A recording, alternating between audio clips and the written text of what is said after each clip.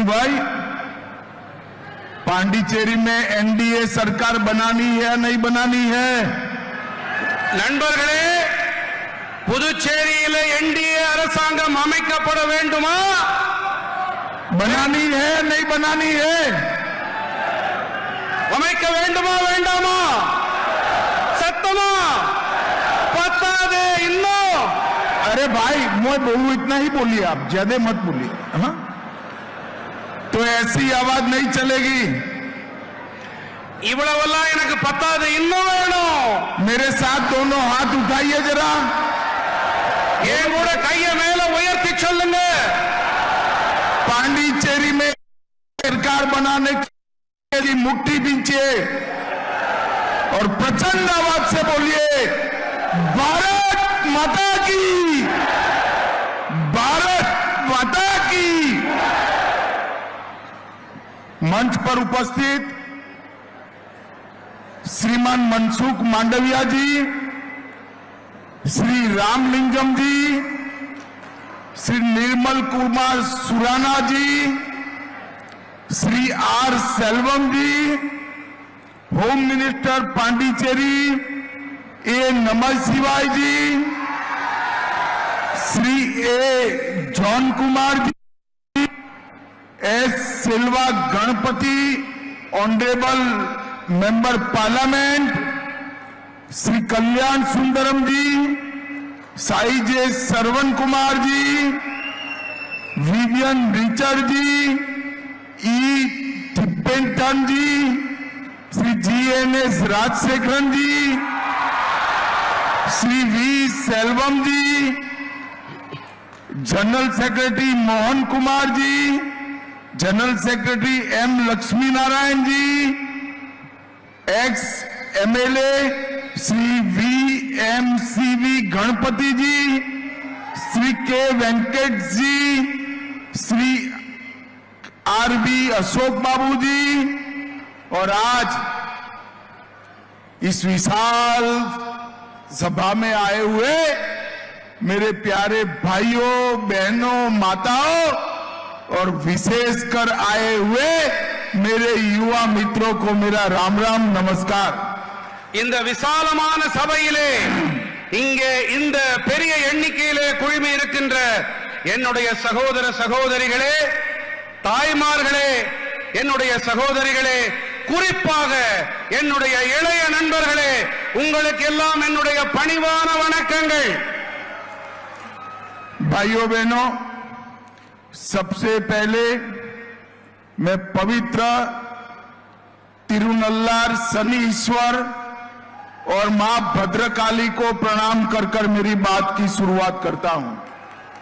நண்பர்களே, முதலில் இந்த திருநாட்டிலே இந்த திருநள்ளாறிலே குடிகொண்டிருக்கக்கூடிய சனீஸ்வர பகவானையும் பத்ரகாளி அம்மனையும் அவர்களுக்கு நான் தலைவணங்கி என்னுடைய உரையை துவங்க இருக்கின்றேன்.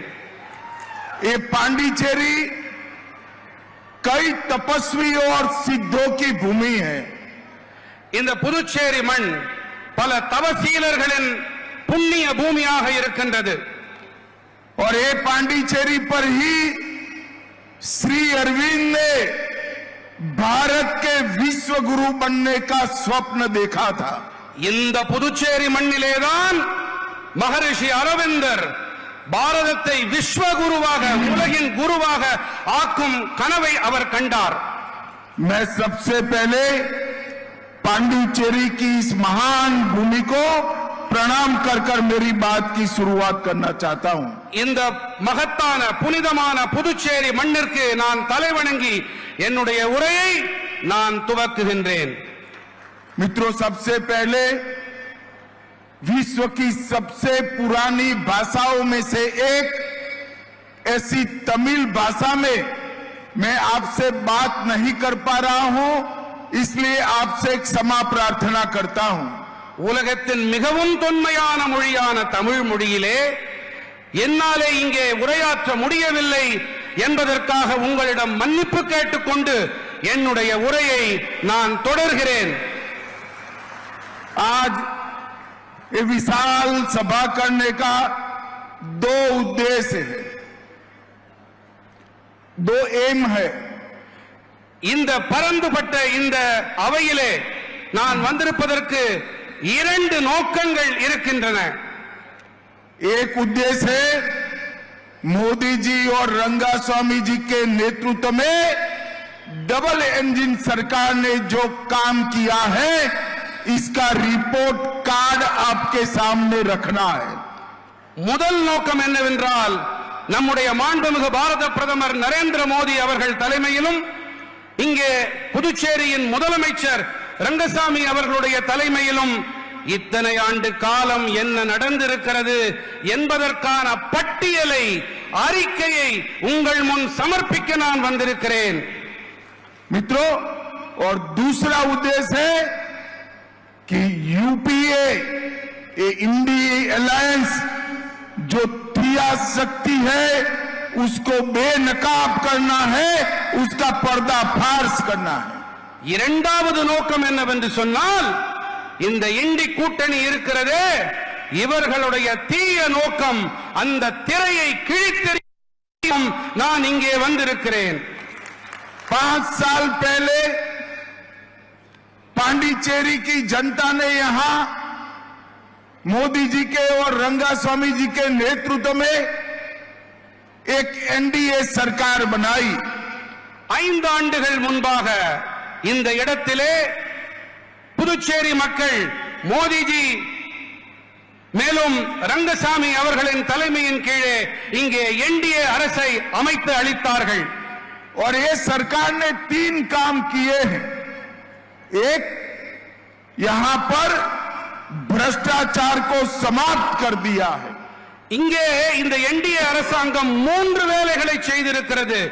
ஒன்று, இங்கே ஊழலை ஒரு முடிவுக்கு கொண்டு வந்திருக்கிறது. दूसरा, जो पहले कांग्रेस सरकार थी वो दिल्ली के उनके मालिकों का एटीएम बनाया था पांडिचेरी को. हमने पांडिचेरी को एक स्वायत्त यूटी बनाने का काम किया है. இரண்டாவது விஷயம் என்னவென்றால் முன்னர் இங்கே இருந்த காங்கிரஸ் அரசாங்கம் புதுச்சேரியை தில்லிக்கு அடிப்பொடியாக அடிமையாக ஆக்கி வைத்திருந்தது. ஆனால் என்டிஏ அரசாங்கமோ இங்கே சுயமாக விளங்கும் சுயமாக செயல்படும் ஒரு அரசாங்கத்திற்கு ஆதரவளித்து அதை உருவாக்கி இருக்கிறது. भाइयों बहनों, और तीसरा काम किया है हमने पांडिचेरी में पॉलिटिकल स्थिरता लाने का काम किया है. மூன்றாவது பணியை நாங்கள் என்ன செய்திருக்கிறோம் என்று சொன்னால் இங்கே புதுச்சேரியிலே அரசியல் நிலைத்தன்மை அரசியல் ஸ்திரத்தன்மையை நாங்கள் அமைத்தளித்திருக்கிறோம். आज के ही दिन 2019 में पुलवामा हमले में हमारे 40 सीआरपीएफ के जवान शहीद हो गए थे. 2019 ஆண்டிலே புல்வாமா காஷ்மீரின் புல்வாமாவிலே நம்முடைய 40 சிஆர்பிஎஃப் வீரர்கள் உயிர் தியாகிகள் ஆனார்கள், பலிதானிகள் ஆனார்கள். मैं सबसे पहले हमारे वो 40 बहादुर जवान जिन्होंने देश के लिए शहादत दी वो सभी को मनपूर्वक श्रद्धांजलि देना चाहता हूं. இந்த நாட்டிற்காக தங்களுடைய இன்னுயிரை அளித்த அந்த 40 சிஆர்பிஎஃப் படை வீரர்களுக்கும் நான் என்னுடைய உளமார்ந்த அஞ்சலியை இப்பொழுது நான் காணிக்கையாக்குகிறேன். भाइयों बहनों, कांग्रेस के जमाने में आए दिन पाकिस्तानी आतंकवादी हमारे जवानों पर हमला करते थे. காங்கிரஸ் ஆட்சியின் போது ஒவ்வொரு நாளும் பாகிஸ்தானிலிருந்து தீவிரவாதிகள் பயங்கரவாதிகள் வருவார்கள், நம் மீது தாக்குதல் தொடுப்பார்கள். और ये जो हमला करने की परंपरा को कांग्रेस ने रूटीन बना दिया था. இந்த அன்றாட தாக்குதல் என்ற இந்த சம்பவத்தை காங்கிரஸ் அவர்கள் இதனை ஒரு வாடிக்கையாகவே ஆக்கி இருந்தார்கள். और इस पर देश के प्रधानमंत्री, गृह मंत्री, रक्षा मंत्री कोई रिएक्शन तक नहीं आता था. இது பற்றி நாட்டின் பிரதமராகட்டும், நாட்டின் உள்துறை அமைச்சராகட்டும், நாட்டின் பாதுகாப்புத்துறை அமைச்சராகட்டும், யாரும் எந்த வாயும் எந்த வார்த்தையும் பேச மாட்டார்கள். मगर मोदी जी ने एक नई परंपरा की 19 में पुलवामा में हमला किया, इसका जवाब एयर स्ट्राइक कर कर पाकिस्तान के घर में घुसकर आतंकवादियों का खात्मा कर दिया. ஆனால் மோடிஜி அவர்கள் வந்த பிறகு 2019 முதன்முறையாக புல்வாமாவிலே தாக்குதல் நடைபெற்ற பிறகு அவர்கள் வீடு புகுந்து தாக்கினோம். நாம் வான்வழியே சென்று நாம் அவர்கள் மீது தாக்குதல் தொடுத்தோம். पहले सर्जिकल स्ट्राइक, फिर एयर स्ट्राइक और अंत में ऑपरेशन सिंदूर कर कर पाकिस्तान को मजबूत जवाब देने का काम नरेंद्र मोदी जी ने किया है. முதலிலே துல்லிய தாக்குதல் சர்ஜிக்கல் ஸ்ட்ரைக், பிறகு வான்வழி தாக்குதல், நிறைவாக ஆபரேஷன் சிந்தூரை நாம் அரங்கேற்றினோம். அரங்கேற்றி அவர்களுக்கு ஒரு முற்றுப்புள்ளி வைத்திருக்கிறோம். और आज मोदी जी के नेतृत्व में भारत सुरक्षित, दुनिया की कोई ताकत भारत पर नजर उठाने की हिम्मत नहीं कर सकती. இன்று நம்முடைய பிரியமான மாண்புமிகு பாரத பிரதமர் நரேந்திர மோடி அவர்களின் அரசை பார்த்து எந்த ஒரு தீய சக்தியும் கண்ணெடுத்து கூட பார்க்க முடியாத நிலைமை நமக்கு ஏற்படுத்தியிருக்கிறார் நம்முடைய மாண்புமிகு பாரத பிரதமர் நரேந்திர மோடி அவர்கள். मोदी जी ने भारत को समृद्ध करने के साथ साथ सुरक्षित करने का भी काम किया है. நம் பாரத நாட்டிற்கு மோடிஜி அவர்கள் வளமையை மட்டும் அளிக்கவில்லை, வலுவான பாதுகாப்பையும் அளித்திருக்கிறார். मित्रों, पुडुचेरी की जनता ने एनडीए पर, बीजेपी पर, हमारे नेता रंगास्वामी जी पर और मोदी जी पर भरोसा जताया है. நண்பர்களே, நம்முடைய புதுச்சேரி வாழ் மக்கள் என்டிஏ மீதும் பிஜேபி மீதும் ரங்கசாமி அவர்கள் மீதும் அன்புக்கு உரித்தான நம்முடைய மோடிஜி மீதும் மிகப்பெரிய நம்பிக்கையை வைத்திருக்கின்றார்கள். 2021 असेंबली इलेक्शन में पुडुचेरी की जनता ने 44% वोट दिया. 2021 ஆண்டு நடந்த புதுச்சேரி சட்டப்பேரவை தேர்தல்களிலே புதுச்சேரி மக்கள் நமக்கு 44 விழுக்காடு ஆதரவு அளித்திருக்கின்றார்கள். और 30 में से 16 सीटें दी थी. 16 आउट ऑफ 30. 30 16 நமக்கு சீட்டுகளை அளித்திருக்கின்றீர்கள். मगर इस बार भारतीय जनता पार्टी और एआईएनआरसी का अलायंस, एआईडीएमके का अलायंस हम लक्ष्य कर चले हैं कि 60% वोट के साथ more than 24 seat BJP alliance जीतेगी. ஆனால் இந்த முறை நாம் நம்முடைய கூட்டணி கட்சிகள் பாரதிய ஜனதா கட்சியோடு சேர்ந்து என்ஆர்சி, அஇஅதிமுக இந்த கட்சிகள் எல்லாம் சேர்ந்து 60% வாக்குகளை பெறுவோம். நாம் 24 இருக்கைகளையும் நமக்காக்கிக் கொள்வோம். मित्रों, हमारे 5 साल जो गड्ढा कर गए थे नारायण, वो गड्ढे को भरने में गए हैं. இங்கே முதலமைச்சராக இருக்கக்கூடிய திரு நாராயணசாமி அவர்கள் நமக்கு இங்கே சிறப்பாக ஆட்சியை அளித்துக் கொண்டிருக்கின்றார்.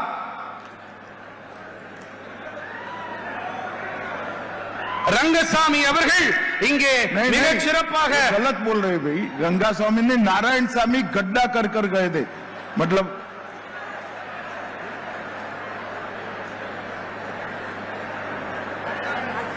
ये सुराना समझाओ भाई. இப்பொழுது முதலமைச்சர் ரங்கசாமி அவர்கள் ஆட்சிக்கு முன்னால் இருந்த நாராயணசாமி அவர்கள் மிக மோசமான ஆட்சியை இந்த புதுச்சேரிக்கு அளித்திருக்கின்றார்.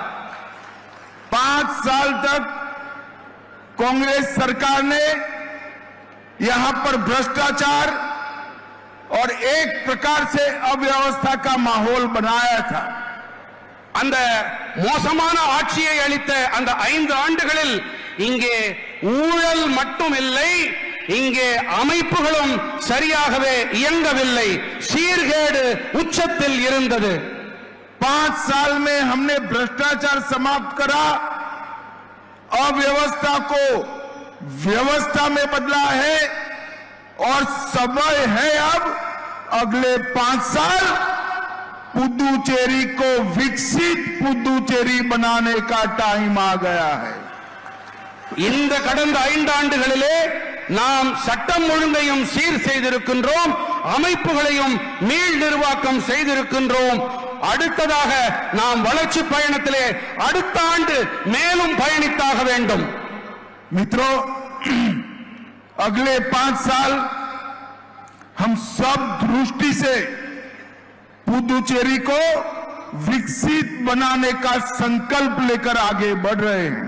அடுத்த 5 ஆண்டுகளிலே புதுச்சேரியை வளர்ச்சி அடைந்த ஒரு பிரதேசமாக ஆக்க வேண்டும் என்ற மன உறுதிப்பாட்டோடு நாம் பயணிக்க இருக்கின்றோம்.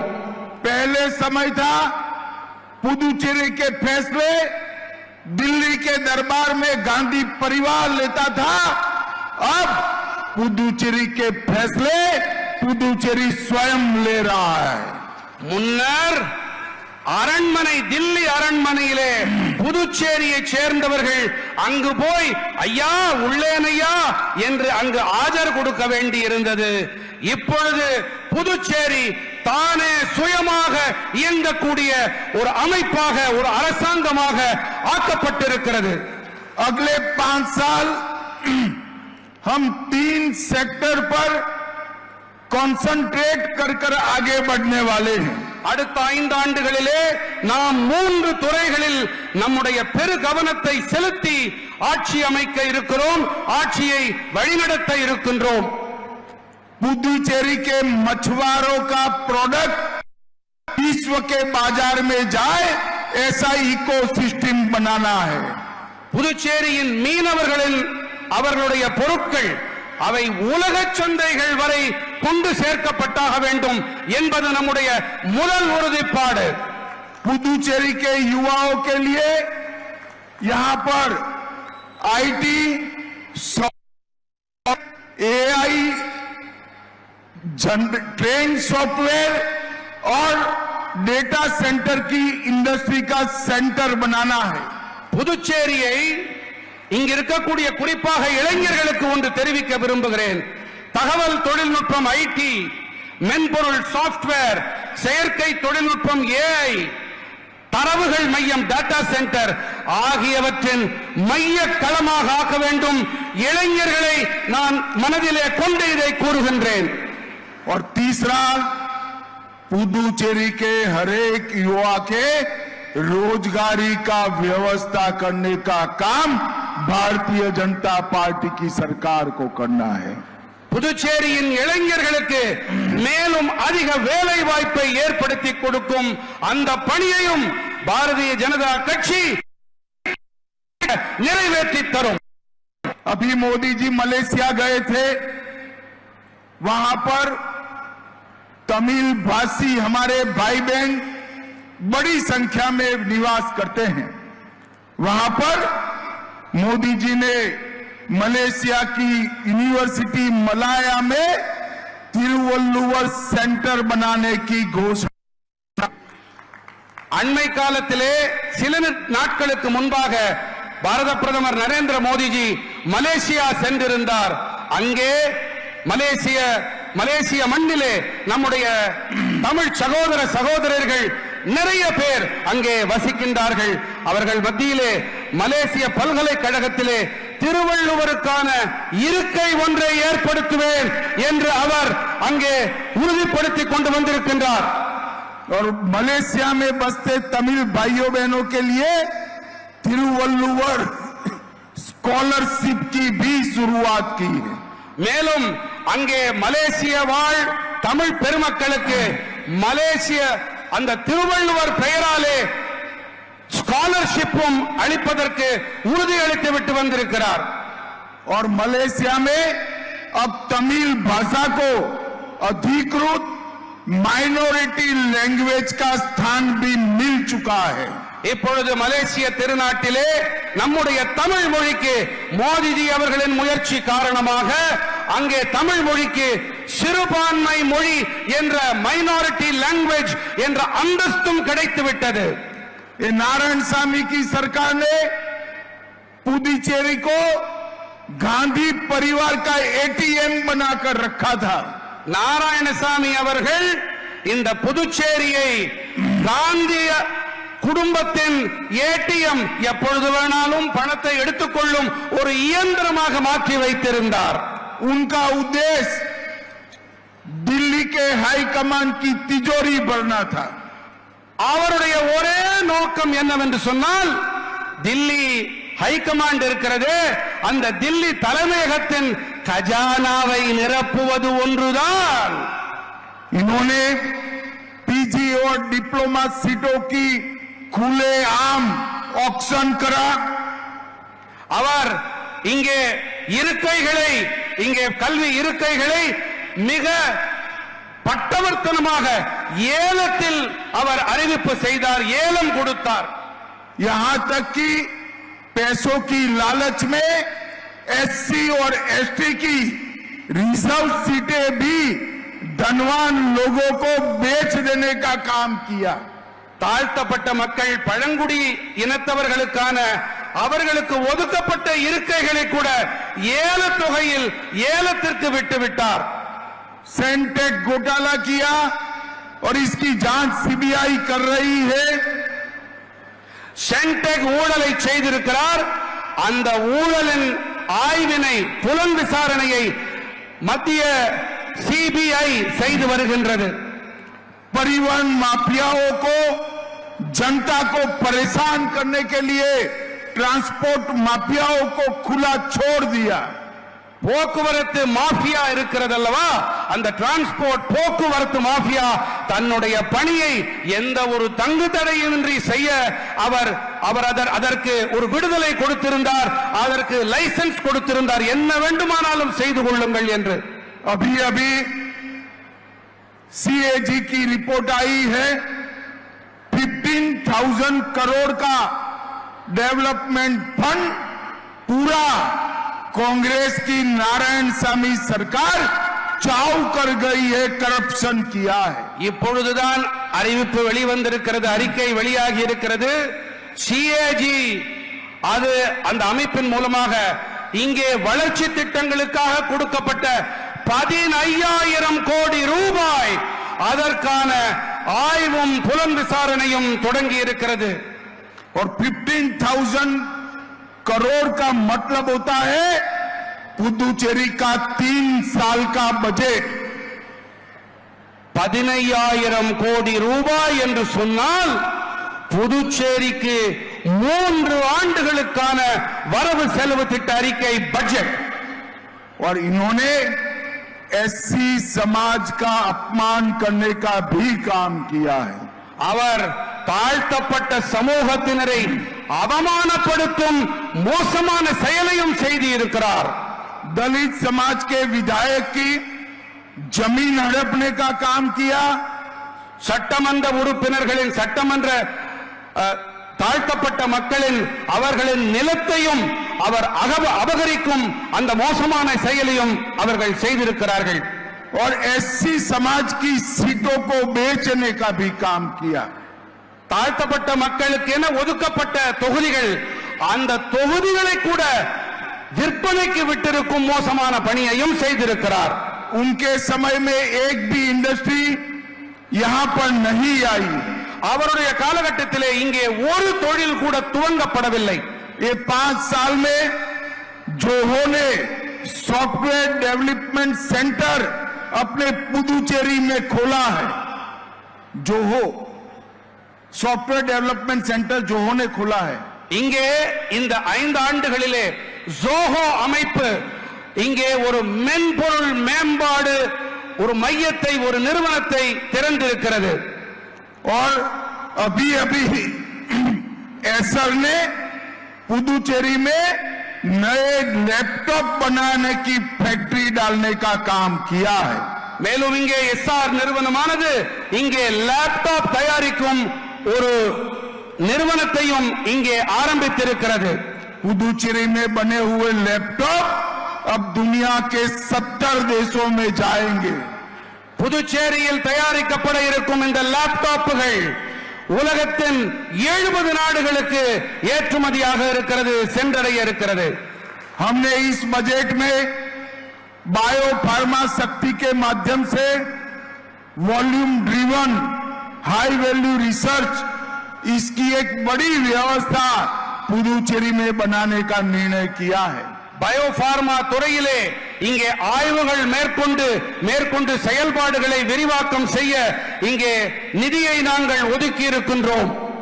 समर्थ 2.0 के माध्यम से पुरानी टेक्सटाइल फैक्ट्रियों को हम पुनर्जीवित कर पूरे विश्व में पुदुचेरी का टेक्सटाइल जाए इसके लिए काम करने वाले हैं. பழைய ஜவுளித்துறை ஆலைகளை புனர் நிர்மாணம் செய்து அவற்றுக்கு புத்துயிர் அளித்து இங்கே மீண்டும் தொழில்துறைக்கு நாங்கள் உயிர் ஊட்டுவதில் ஈடுபட்டு வருகின்றோம். और एक नारियल प्रमोशन योजना के तहत रीप्लांट नारियल ब्रीड के लिए भी हम बहुत बड़ा प्रयास नारियल प्रमोशन योजना के माध्यम से करने वाले हैं. தேங்காய் அதற்கு அதிக மகசூல் அதிக விளைச்சல் அதற்கு மீள் உயிர் அளிக்கும் துறையிலும் நாங்கள் செயல்பாடுகளை முடுக்கிவிட்டிருக்கின்றோம். अब थोड़ा लिख लेना, मैं लंबा बोलूंगा, एक बार लिख लो. हाँ जी भाइयों बहनों, कांग्रेस के नेता राहुल गांधी हर रोज झूठ बोलने की एक नई परंपरा शुरू करें.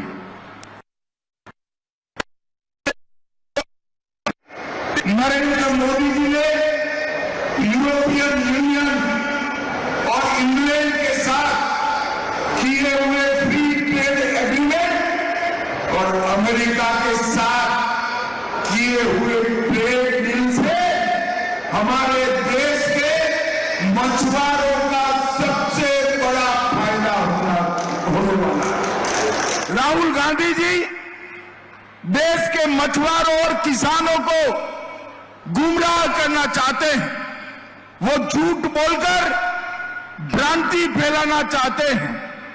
मैं आज ये मंच से राहुल गांधी जी को जवाब देना चाहता हूं. राहुल गांधी जी, ट्रेड डील और एफटीए की बारीकियों को ध्यान से देखिए. नरेंद्र मोदी जी ने हमारे देश के किसानों को और पशुपालकों को 100% प्रोटेक्शन देने का काम किया है. इस एफटीए से और ट्रेड डील से हमारे किसानों को कोई नुकसान नहीं होने वाला है. किसानों का नुकसान आपकी मनमोहन सिंह सरकार के वक्त किया था. कई ऐसे वैश्विक समझौते किए जिसमें किसानों के हितों को बेच दिया गया था. नरेंद्र मोदी जी ने यहां पर किसानों का, पशुपालन करने वाले भाइयों बहनों का और मछुआरों का 100% प्रोटेक्शन करने का काम किया है. ये राहुल गांधी जी की नीति है. झूठ बोलो, जोर से बोलो, सार्वजनिक रूप से बोलो और झूठ को बार बार बोलो. मगर राहुल गांधी, इस देश की जनता आपकी झूठ मैन्युफैक्चरिंग करने की फैक्ट्री को अब पहचान गई है. और एक बार मैं फिर से कहता हूं कि 2029 में नरेंद्र मोदी जी के नेतृत्व में NDA lead Bharatiya Janata party का गवर्नमेंट बनने वाला है. आपका बारी नहीं आने वाला। भाइयों बहनों, मैं पुडुचेरी के भी किसानों को, मछुआरों को, टेक्सटाइल इंडस्ट्रीज वालों को ये कहने आया हूं, ना टेक्सटाइल इंडस्ट्री का कोई नुकसान हुआ है, ना मछुआरों का हुआ है, और किसानों को 100% प्रोटेक्शन देने का काम हमारे नेता नरेंद्र मोदी जी ने किया है। और टेक्सटाइल और मछुआरों का पूरी तरह से कामकाज बढ़ने वाला है, और किसानों को सुरक्षित रखने का काम हमारे नेता नरेंद्र मोदी जी ने किया है। சகோதர சகோதரிகளே, ராகுல் காந்தி அவர்கள் பொய் பேசுவதையே தன்னுடைய தொழிலாக வைத்திருக்கின்றார்.